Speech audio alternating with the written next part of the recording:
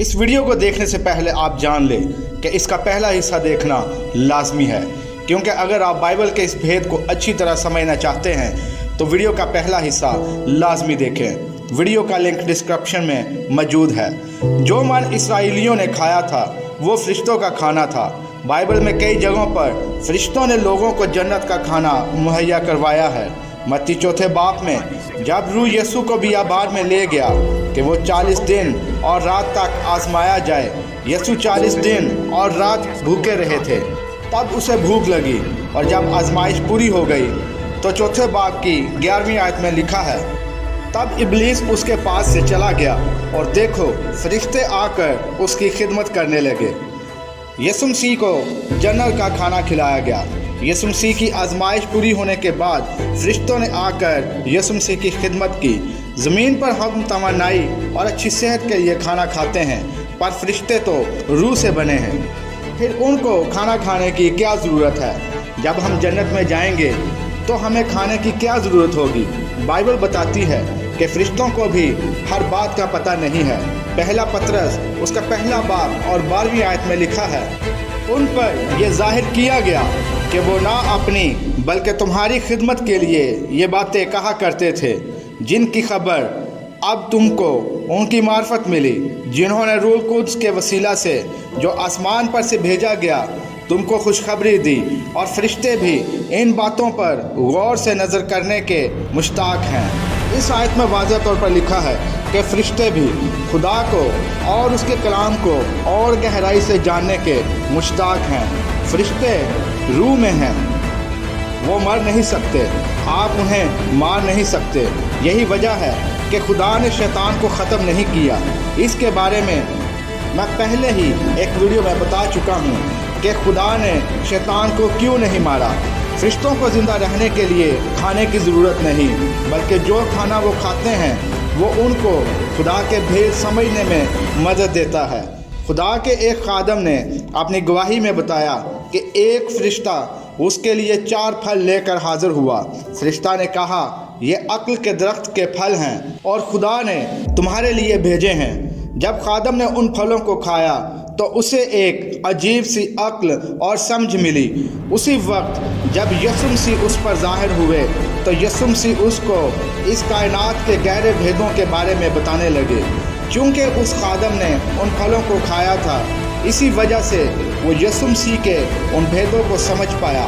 उन फलों ने खादम को ये समझ और अक्ल दी कि वो यीशु मसीह की बातों को समझ पाया। बनी इसराइल ने जो मन खाया वो आसमान की खिड़कियों के खुलने से गिरता था और इतना ज़्यादा होता था कि 24 लाख इसराइली उसे 2000 साल तक खा सकते थे।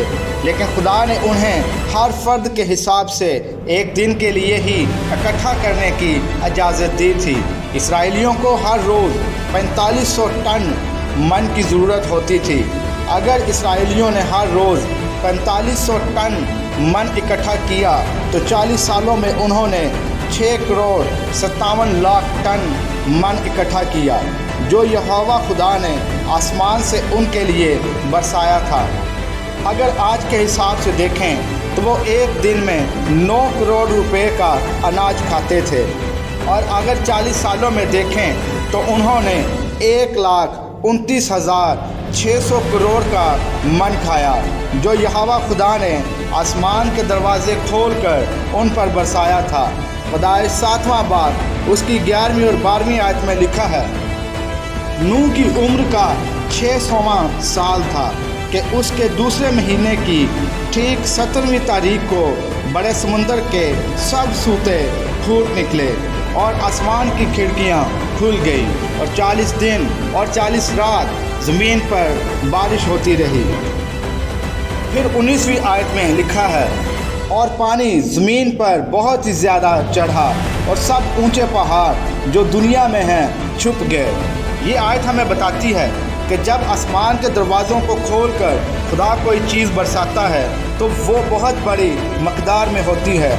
मलाकी 3रा बाब और उसकी 10वीं आयत में लिखा है, पूरी दाय की ज़ख़ीरा खाना में लाओ ताकि मेरे घर में खुराक हो और इसी से मेरा इम्तिहान करो।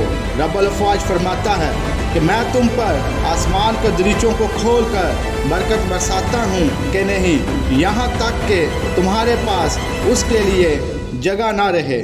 जब खुदा आसमान के दरीचों को खोल कर बरकत बरसाता है तो वो इतनी ज़्यादा मकदार में होती है कि उसके रखने के लिए जगह नहीं होती।